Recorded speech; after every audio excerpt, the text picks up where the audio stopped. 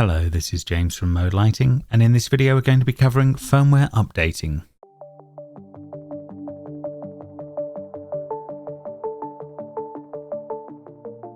Firmware updating should only be needed when initially setting up the system, or if a new feature comes along at a later date that your system requires.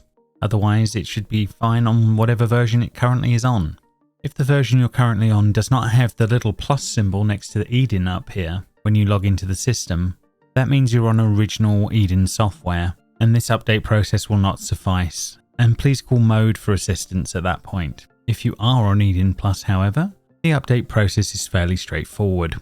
Step 1, make sure you go to the configuration page and export your configuration so there is a backup copy just in case. Once that is done, you can then go to the Settings and Upgrades page and go to the Upgrade tab. Under Firmware Maintenance, you can check what version you're currently on against whatever's the latest version out at the time.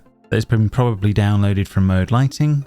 You can then hit the Upgrade Firmware button, and in here you do have the option to back up the configuration again if needed. And then we need to add two files in here, a firmware image and a web application. I go to the Choose Files and go find the latest version. And with both of those selected and automatically reboot set to ticked, I'm going to hit Upgrade Firmware, and the update process begins.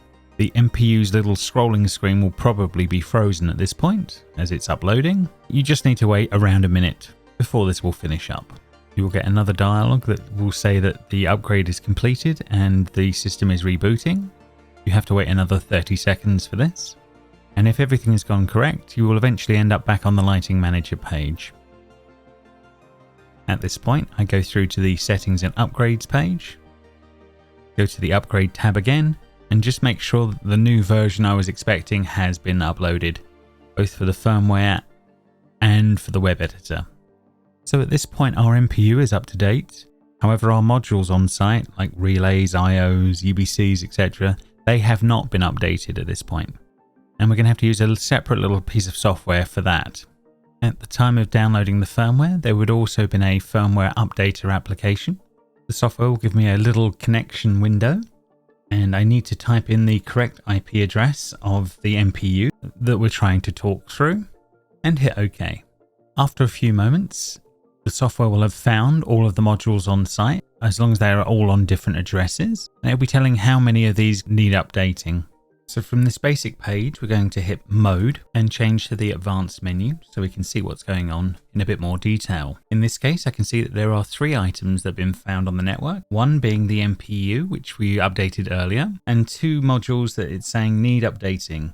It's showing the current firmware they're on and what it wishes to update them with. Once you're happy that this is the correct things you wish to update, hit the Update Firmware button. The module will begin to erase. Then the firmware will be starting to write the memory of the module. The little screen on the front of the module will go black, and only a green LED will blink on and off. This process will take roughly around a minute per module. Once you see a module complete, it should start to erase the next module and then start uploading to the next one. And this will continue for all of the modules that you've selected to update.